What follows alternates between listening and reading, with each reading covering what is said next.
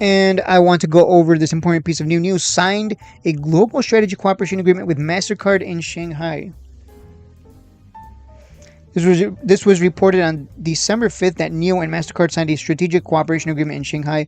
NIO will provide MasterCard holders with value-added services and exclusive benefits such as charging, maintenance, and car rental. The two sides will also explore building in-car payment functions for new users to enable seamless in-car payments for charging, parking, travel, and shopping expenses. So just something that happened recently. Let's talk about NIO stock sitting at 465.5. I am still holding my position.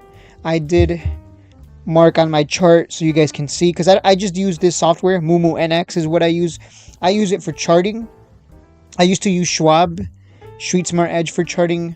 But for those of you who know what I'm talking about, they got rid of Street Smart Edge, so I kind of had to move over to Moomoo. But I don't actually have an account with Moomoo, as you can tell over here. I just use it for charting because I like it. As close to Street Smart Edge as it's gonna get, I guess. Unfortunately, they had to get rid of that, but we adapt and we look at and see what we can do with all the other software that's out there. Anyways, I was looking at the charts here and I marked a ton of locations here on the chart where the stock had touched an area of support 2 to 3 times. As you can see in the past, $3.61. We touched it twice, ran from $3.60 to a high of $6. Pulled back, we touched 3 times at around $3.61 again, had another big run. This time further than 6, beyond 6, almost to $8. I also noted that a $1 move happens on the weekly crossover on the MACD. So you look down here on the MACD, we switch to the weekly chart. Anytime we've gotten a crossover on the MACD, it has led to at least a $1 move upside, minimum. Now, why do I point that out? The reason I'm pointing this out is because I need to grab this, pull it up so you can get a clear view. Oh, that's the volume. I need the MACD. Okay, you can clearly see that the last time we got a crossover right here, we moved from 4.66 to 7.7. Here we got a crossover. Moved a whole dollar. That's about it, unfortunately. We only moved a whole dollar there. Either way, the weekly crossover is very reliable for momentum to the upside and taking advantage of it by buying in and riding that candle more than anything, that weekly candle. So there's going to be a week where it's just nothing but green is what it's looking like, if that crossover does happen. Now, like as I was saying, 2 touches, big run. 3 touches, big run. 3 touches, and when is the big run? That's the question. Right now, we're just going sideways, which is what we were looking for. We need that sideways action. We need it to hold like it did back here. This was a double bottom. There was no real sideways action like this, where it just kind of teases, are we going to break down or break out? Kind of like it's doing here. So, based on my analysis here, and looking at the historical price movement, I'm still holding my position at 460s. So, I'm barely in the green right now. But if history is anything to go by, we should see this crossover on the weekly chart. The MACD should cross over and we could see a dollar move. Now, if it does a dollar move, you know what's funny? If it gets that crossover in the weekly, we're going to move minimum $1 because that's what it tends to do. And you know what's funny? If you add $1 to $4.66, that's $5.66. And guess what? Our nearest resistance is $4.87, $5. If we can break that, can you guess what the next level is?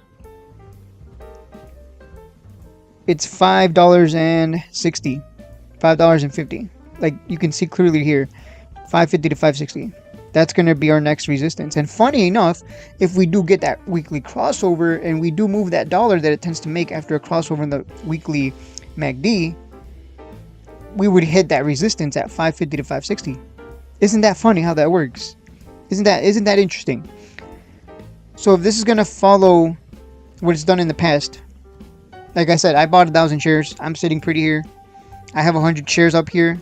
There's a reason why I didn't add big as I'm going down. I just added like small amounts here, flipped some, got stopped out on some at a profit because I moved it, I moved my stop above my buying point. But once you start seeing this kind of price action here, where you're going sideways but not breaking down, and you're seeing a rinse and repeat of the past, well, I know some of you are saying right now, Shades, you just repeat yourself. You're the worst host ever. You just repeat yourself every day. Is it just me, or does the market repeat itself? Let me ask you that. And then I know some of you just went, whoa, he's right. The market repeats itself. So it kind of makes sense that I would repeat myself, right? So if the market's going to repeat itself, then we're going to see this explode again. Right now, AI stocks are the ones exploding. So in the meantime, it's interesting to note, AI stocks are getting all the volume, all the attention, all the love. And right now, NIO is just sitting there. No one wants it. No one cares about it. But guess what's going to happen? Eventually, AI stocks are going to start coming down, and that money is going to get rotated somewhere. And eventually, NIO stocks it's going to get a bunch of volume, and it's going to have its pop. It's going to have its move. So there you go, guys. That's at least my analysis. My forecast says, if I was a weatherman, I'd be pointing at a chart right now saying, hey, I forecast a dollar move to 550, 560. And if we can break that, obviously, we're going to go to $6. We have to break 6, then 650, and then we can see 7. But first, let's wait for the $5 break, and then we'll go to 550. And watch for that weekly crossover on the MACD. That's what I'm watching for more than anything, because it's so reliable. Every time it crosses over, we get a dollar pump minimum. Anytime it crosses under, obviously you get the opposite. It dumps, right? It comes down. So when you get this kind of pattern where we reliably go up and down, you just want to use the MACD as your entry signal, or you want to buy wherever it's going sideways. So hopefully you learned something from this. I know everyone sees the markets differently. They have a different view of it. Not everyone does what I do, like actually go back in the past and count every single candle and see like where the patterns are. But if anything, history repeats itself. I think we're going to see 550 next. Give it time though, because AI stocks taking all the volume.